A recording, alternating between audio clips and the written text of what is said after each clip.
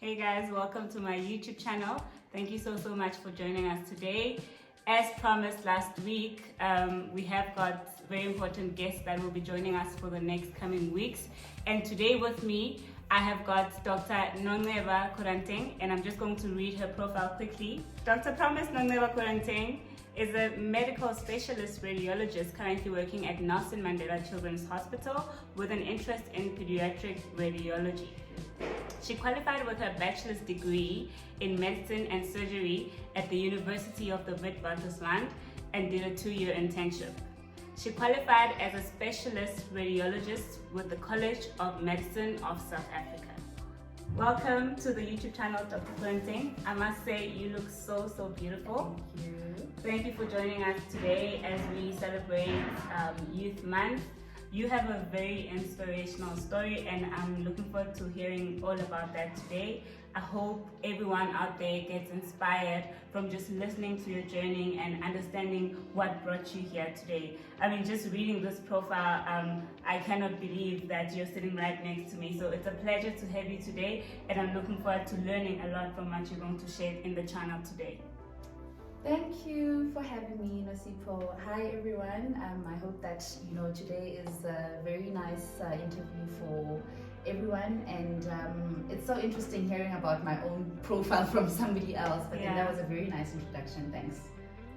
I don't think I'll waste any more time. I mean, I'm sure everyone can't wait to hear all about your story. So I just want to start firstly by asking more about yourself. Can you tell us more about your background, where you were born, where you grew up, and basically how you got to where you are today? Okay, so Nasi, I'm in my late 30s. I was born. You can't even say. Thank you. I was born in Malelane, small town in Mpumalanga, and then I was raised there partially.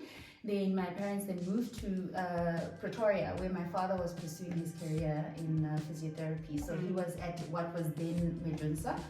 And then my mom was continuing her studies as well in KZN. So that's how I ended up being a person who was raised in Mpumalanga, but then spent most of my childhood in Pretoria. So I am married. I am a mother of 2 amazing girls. I mean,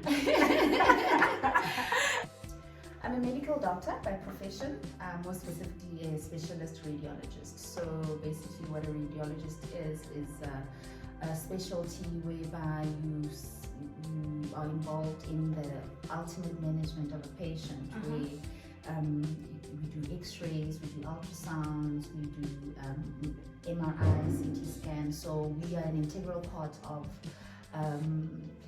service provision in any institution, and an integral part in just managing patients as a whole. I wanna just jump in there and just ask.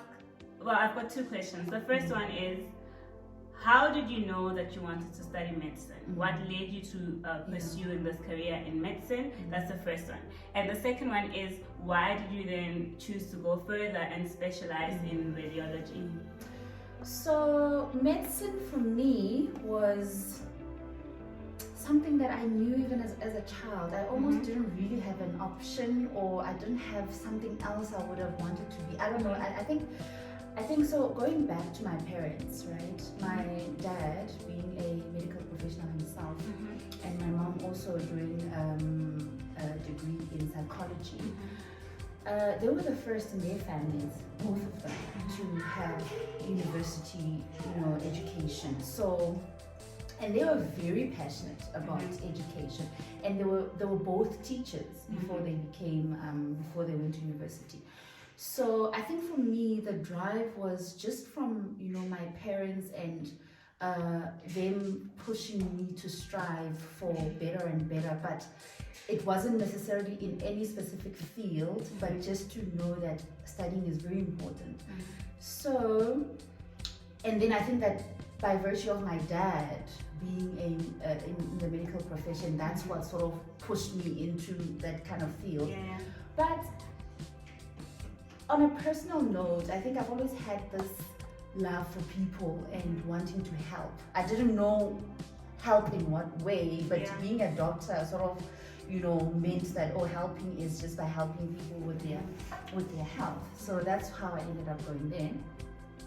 And radiology specifically, I must say, I sort of more knew what I didn't want to do. I knew I did not want to be a surgeon. I knew I did not want to be, there were a couple of other professions. And then, so the background of radiology is that as a medical student, you never really go into, now you are doing a radiology block. So at VETS, we're doing blocks whereby you're doing 6 weeks of surgery, 6 weeks of internal medicine, of pediatrics, and then in that 6 weeks you're done with whatever. So in your fourth year, in your fourth and final year, so you do 6 weeks of whatever. So radiology was never a block, and so because you experience radiology when you're in pediatrics, you get an X-ray of a pediatric patient. When you're in surgery, exactly like that. So you never had a radiology block. So none of us really had an idea and exposed to it. But I knew that I can't just be a general, person. I knew that I've got bigger plans. I really, really love that. And what I picked up from what you said at the beginning is that you figured at an early age that this was a calling more than anything. And I think in the past videos, we've really been trying to preach this thing better of, doing things because you're called for them, doing things because you have a passion for it. And I think we have evidence of that, and we understand how that can work in our favor if we just follow the purpose that we have been granted by our creator. So can you please just elaborate more on your journey of becoming a doctor and eventually becoming a specialist radiologist? Like, what challenges did you face along the way? What experiences can you share with any young person that's listening to this video or watching this video right now? Just what can you share that you can say was a challenge and you were able to eventually conquer at the end of it all? So basically, the medical journey, it's very long. That's the first thing that's daunting about it. Yeah. That it takes very long, and you almost just going through the motions on a daily basis, knowing the end goal, but at times not being aware of what has to be done for you to get to that end goal. So I say that because I was one of the few of my friends from high school who went to study medicine. Wow. A lot of my friends were doing other courses that were very different to mine. And there was always this perception that, why medicine? It takes forever. Why would you kill yourself? Why are you doing this to yourself? Yeah. And I remember conversations with friends and even sometimes with their parents where they sit and say to me, this thing of yours is taking so long. Oh, by the time you graduate, by the time you graduate, Bantu will be having cars, will be having the apartments and whatnot. But funny enough, that never went into my head. I mean, it's a thought now. I think about it, but it was never something that demotivated me. Yeah. Right. Or held you back No, in any way? it did not hold me back. I had this dream and I knew where I was going. And I think that's one challenge where, so it's almost like your own personal, within yourself, you must know who you are and what you want. Exactly, what defines you. And young people must learn that the next person won't define who you are, but you know who you are and you know what you stand for. I love that. So by having that understanding of myself, it never bothered me. And yes, fine, medical school is challenging, it's long. At some point you need to, when you start doing practicals and going to the hospitals, I was in the birth circuit, so you have to go to Barabona, Charlotte McQuay and so forth. And you have to have a car, at times have transport. So now, young black girl, because you're starting to be on call with the unit that you're placed with. now you have to try, make friends with people who have the resources. You are on call at night, and then you are stressing about getting home. So your challenges are very different to those. Sometimes even taking a taxi. To go at night to go there. To Soweto, Yeah. and then there was transport. Yes, there was a bus and everything, but at times you finish later than normal. So that was a challenge, with a lot of the black students. And I think many of the black students now that are doing medicine are probably going through the same thing. They're going through the same thing, and also the safety aspect of these hospitals. I remember when I was in 5th year, one of our classmates was actually raped at Barra, and I think it was the challenges that we faced as women, first of all. Yeah. And it's interesting that we talk about this now, when there's everything that's happening in the country with girls, women, especially. So those were some of the challenges, and to be honest, I felt that as a black girl, you had to put in the extra work. You had to work even harder than the average person to prove yourself. But I don't know. I'm just lucky that God instilled something in me. Yeah. Something that allowed you to know something to press on even when it was so difficult. I pushed on. There was a point where my parents were going through a divorce, and that was very difficult. And it was early. So can I ask what stage you were? I was quite early I was in 3rd year, I think, and then it's quite early. Moms, as they are, they'll hide things, and we're not really having the conversation. But when it hit that this thing is happening, I remember, because of my hard work and being very diligent, my then professor actually, because I was very anxious, and I went through that phase of uncertainty and almost like a mental breakdown. And then they actually allowed me to write the exams later than everyone else, because I was not coping. And thanks to my being, diligent, that they saw it in me that you don't abscond, or so they allowed me to write later when I was much better, and I passed that year. I think the other challenge is finances. I think that's always the story of every black child. And you don't necessarily have to be coming from poverty for you not to afford it. The thing is, if your parents cannot afford it, the reality of it is that education is quite expensive. It's very expensive, and you understand this plight of fees must fall, and you understand the plight, but it's a very difficult and very sensitive topic. But we wouldn't be where we are today if it wasn't for the education. So I think there should be more to it than that. So moving on, fast forward to later life, when after graduating, now deciding to specialize.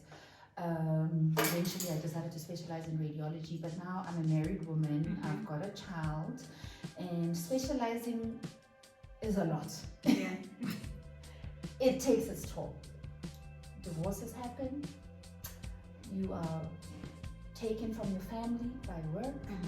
And how long is this process of specializing, if I may clarify this? So let's clarify. So after you graduate, you do 2 years of internship.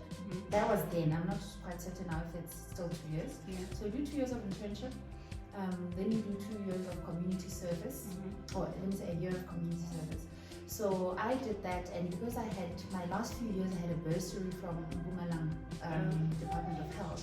I had to serve in my province, so then I had to move and travel to Dalmas, which wasn't so far, but it was in Mpumalanga. So that gave me a lot of joy, giving back to the community. That really gave me a lot of joy. It was difficult. And then after that, then you can specialize. You become a medical officer. So medical officer just means you're a general practitioner. If I want to open a GP practice, I can do that. Or I can then go and specialize.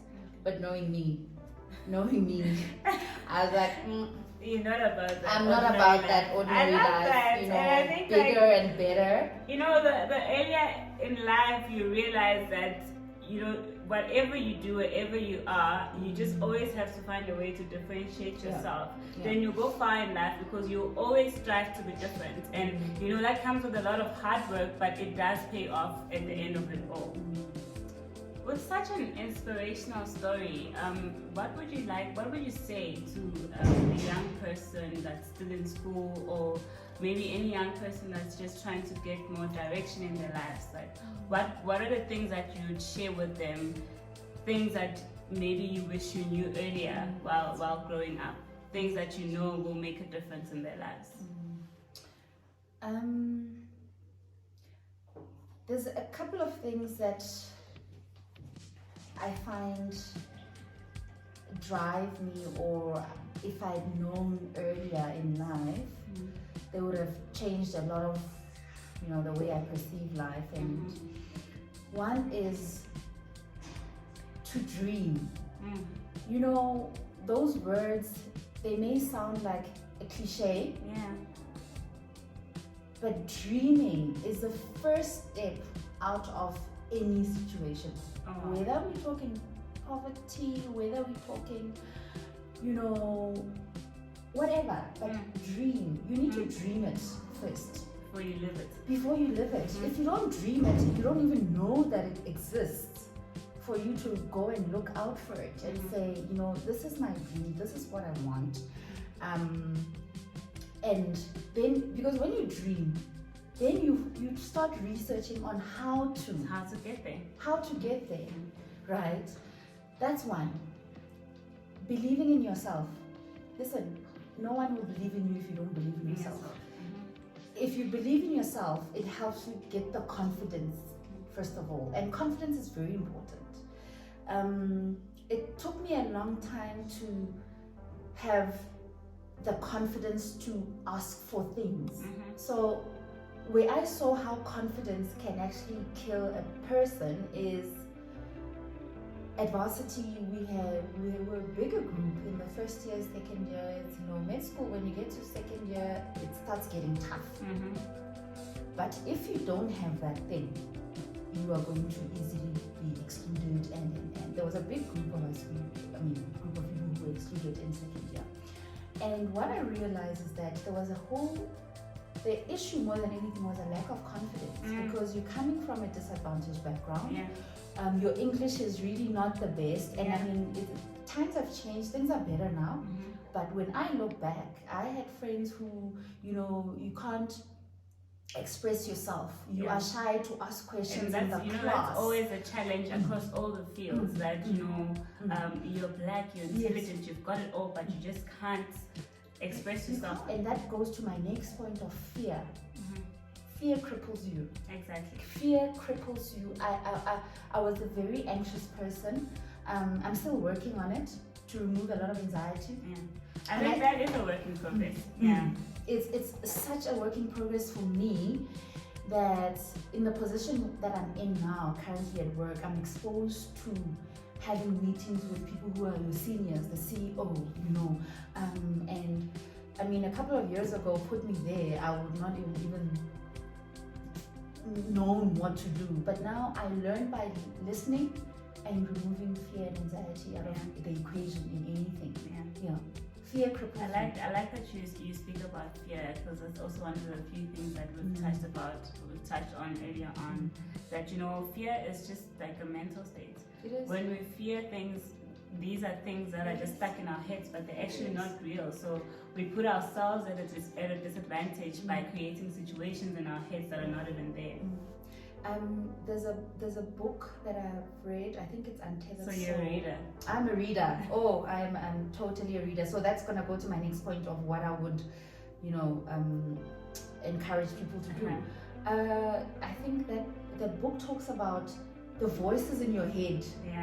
The voices in your head are actually what drives you not to do, you know, because you already thinking, what is Nonceba gonna think? What is but I said this, but does it mean she's gonna take it in this way? Whereas Nosipo It's is not even there. not even there. She's thriving in her own life. You know, you are not even a bother. And here you are sitting anxious about, oh my God, I should have maybe done it this way. Listen, I've learned that in the last 5 years of my life have been such an eye-opener. I'm like, wow. I look back and I'm like, wow, why didn't I know this a long time ago? So, reading. Guys, read your books. You know, there is no joy that you get from just sitting there and reading a book, whether it is, you know, entertainment, whether it's fiction, whatever, you know, tickles your fancy. Read. And that's the only way you are actually going to dream even more. Yeah.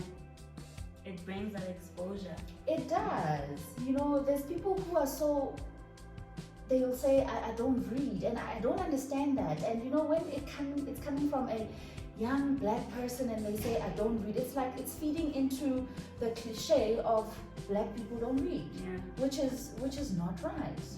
You know, I mean, what are you going to teach your children then? And it's no excuse to say that I wasn't raised like that, because most of the things that we strive to do are not things that we were taught growing up.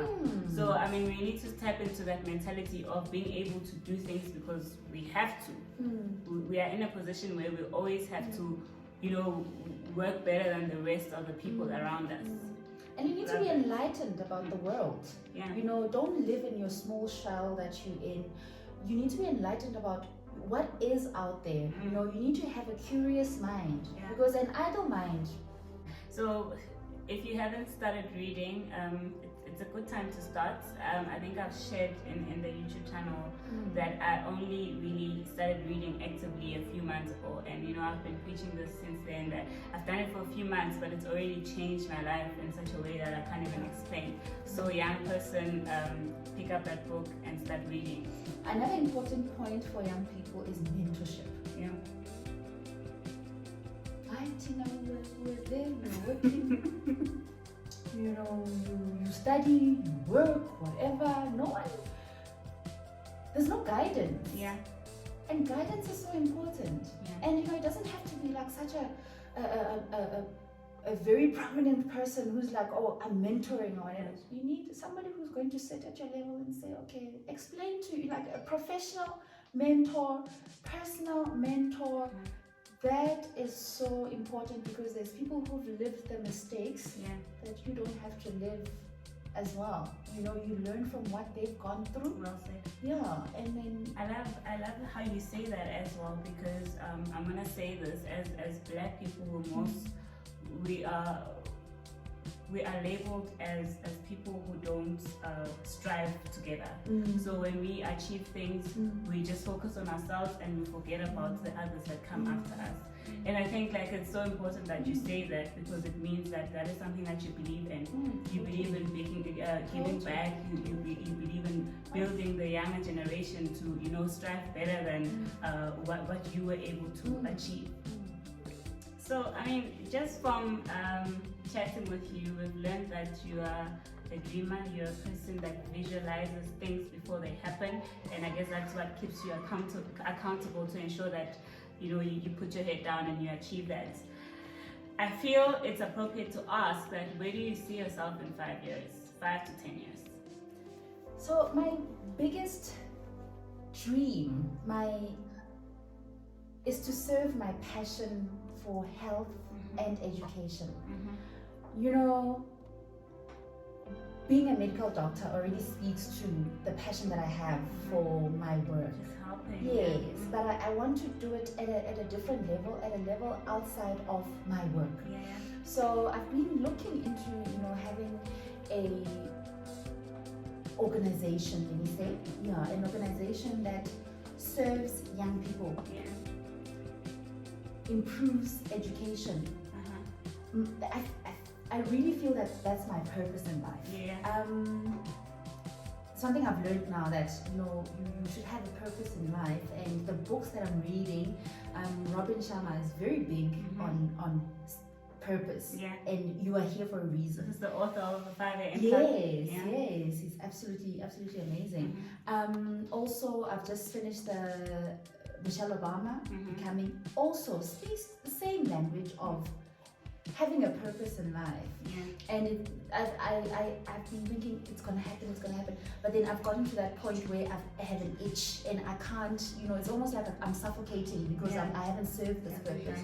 Yeah, so I'd like to give back to the community in terms of young people and educating, because they are our future.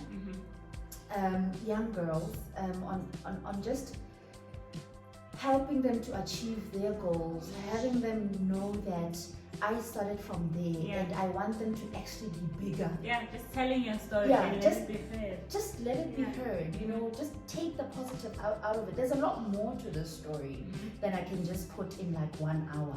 But I am talking to my spirit is with a young girl out there.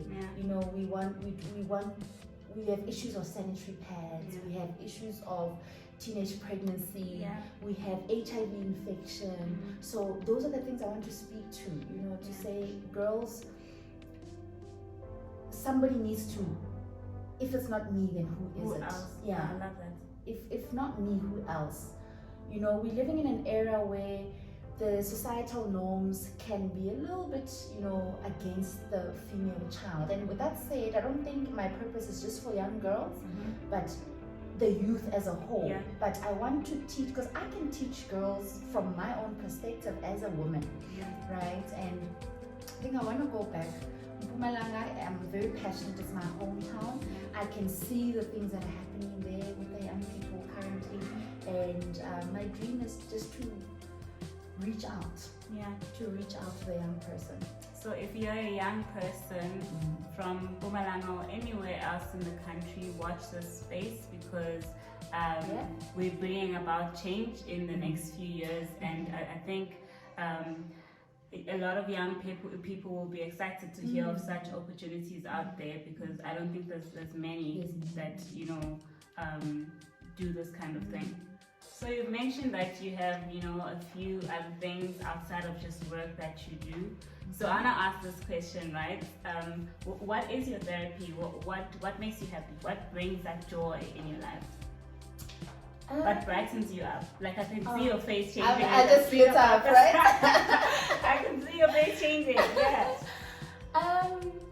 My family, my family, like my husband, my children.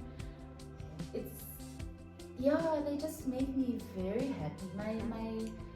My close relatives, there's my girls, looking pretty. We can see and getting dressed up and looking good. Those are the things. And I love how you embrace that and you show that there's absolutely nothing wrong with wanting to look appealing and pretty. There's absolutely at 36 years, you still have got the eyelash and the brow flicking. That means a lot. You have to, I love it. It serves its own purpose within me. When something just makes you happy, when you're presentable and it gives you that boost, that lift. Sometimes that's all you need to do in a morning where you know that you're feeling down, Totally. There is nothing wrong with being a girl and wanting to look good. The Creator created us for beautiful things in life, I feel. So that's what makes me happy. So in closing, what would you say to like a young Black person out there? What would be your closing remarks to a young Black person? So to the young person out there, I'd like to say there's nothing as important as education and hard work. You need to work hard. There's lots of variables to success, but hard work, once you've done the work, once you've practiced, it makes it easier and your road becomes better. You need to persevere. You need to, don't be pulled down. When you feel down, lift yourself and move on, and it will come to you. Don't be afraid to look for assistance, to ask people. you know, you need to, if you're uncertain of anything, ask in the community, who is it that I can go to, you know, search for answers for a particular topic or whatsoever, but don't sit down and do nothing. Yeah. That's my, you know, motivation and my motto. Don't sit down and not do anything. Do something and work hard at it. I'd also like to thank you, Nosi. You really, really inspire me yourself, as young as you are. You are an inspiration to a lot of young people out there. So big ups to yourself. Oh, and absolutely well done. Thank you so much for that.